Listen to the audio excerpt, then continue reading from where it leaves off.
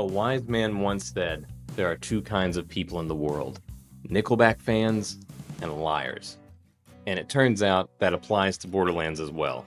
Everybody likes to say that they're over it, the art style, the humor, the gameplay. It's just kind of cool to be a hater these days. But they're still selling enough copies to fill stadiums. Just not movie theaters. And we can all agree that the first two albums were the best. But in this segment from our weekly podcast, Jay and I talk about the state of play, the features that were announced, and whether or not you can be proud to show your Borderlands tattoo in public again. So give us a watch, give us a subscribe, drop a like, and drop us a comment. Let us know what your thoughts are, and we'll see you there. So one of the things that really kind of stole the show whenever it comes to games is Borderlands 4 there was an announcement that Borderlands 4 was actually, in a rare move, it was moved ahead by 2 weeks. So instead, usually we're so used to games being delayed, this one was actually moved forward. Now, before we get into some of the other things that were revealed in this announcement as well, one of the things that the speculation that this is causing is, so the company that does Borderlands, Gearbox Software, they used to be independent. They are no longer independent. They were right. Bought, even though Randy Pitchford is still the president, they were bought by Take-Two Interactive. It's the same parent company of Rockstar and Grand Theft Auto 6, which they have announced is coming out in the fall or winter or holiday or whatever it was that they said. And since these two have the same parent company, people are beginning to speculate that perhaps Gearbox has a bit of an inside track on the release date of GTA 6 and are going out of their way to make room for GTA 6 so that they do not get swallowed up. So now people are speculating that GTA 6 is going to be releasing sometime between late September and end of October. So that's the thing. I don't know if you have anything to say about that, but we'll see. I do. First off, Borderlands is one of those games, and I get it from a strategy standpoint. I still feel like they probably think they're small, and they're not. So Borderlands fans, the people that love that game, love it. I mean, and they love it. I don't think there's any game that could launch that would suck up their fan base. No, I agree with you. I agree with you on that one. I think they need to realize that they're now a big fish, and they don't have to. I don't think they need to worry as much as some smaller franchises do. Well, and they may not. So Randy Pitchford came out and vehemently stated that GTA 6 had nothing to do with this change. So it may be true that has nothing to do with it. They just got done and they're ready to share it. It's entirely possible. But and speaking of the fans, I know that it's kind of Borderlands 4 is kind of like the Nickelback of gaming right now, where everybody talks about how over they are and how done they are with it. However, people are still playing it, and it's still selling gangbusters. Nickelback's still selling out stadiums. So no matter all these people that are saying they don't like it, they're really playing it. So, one of the things that, so they did a state of play. They did a special state of play. Sony PlayStation did a special state of play presentation that was about 20 minutes long, just to focus on the Borderlands 4 and some of the changes and additions and adjustments that have been made to it. And one that I'm excited about, and you and I kind of touched on this before we started the show, the very few minutes that we got before we had to start the show, is that now Randy said, go back to a more grounded Borderlands 4. Now, Borderlands was never grounded. It was never, ever grounded. Yeah. But I know what he means, but yeah. Yes, I do too. Yeah, I am looking forward to getting more towards where we started in Borderlands 1 and 2, because it did, in later entries, they did lean really too hard into the Tiny Tina humor aspect of it. Like, there was always this humor, but it got really out there. So you think back to the very first game and the fact that they had a really excellent 4-player co-op where every character was so decidedly different that when you had a group that one person was each one of the 4 characters, it was a great group to be in. You know what I mean? Nothing like, I remember using Roland in the first one, and I could fire my machine gun and my assault rifle at my friends and heal them. So there were times that we'd have the tank up front and we were just steadily firing to his back to keep his health from going down. And I think about DLC in that first one, and I still don't think there's a better DLC for Borderlands than the Secret Armory of General Knox. I think that was one of the greatest DLCs ever created for that franchise. And I like this. We talked about this. I like the second one. Oh, me too. Love The it. pre the pre-sequel was okay. I didn't need it, That but that it was was that okay. was where the ship started to kind of veer Yeah, off.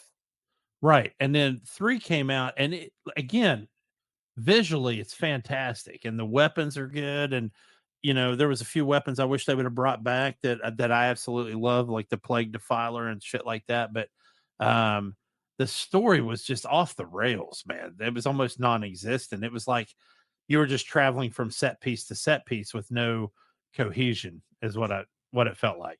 Yes. Yeah, it felt like there was no story, with Yeah, Borderlands 3, like, they tried to present it as a story, but it just really wasn't there. There would you which would was go. sad because they had a lot of cool stuff. Yeah, they had a lot of great characters and a lot of really, really interesting things that they were doing, but it just felt like you were just doing random things, and then every once in a while you would jump a planet and get a new cutscene.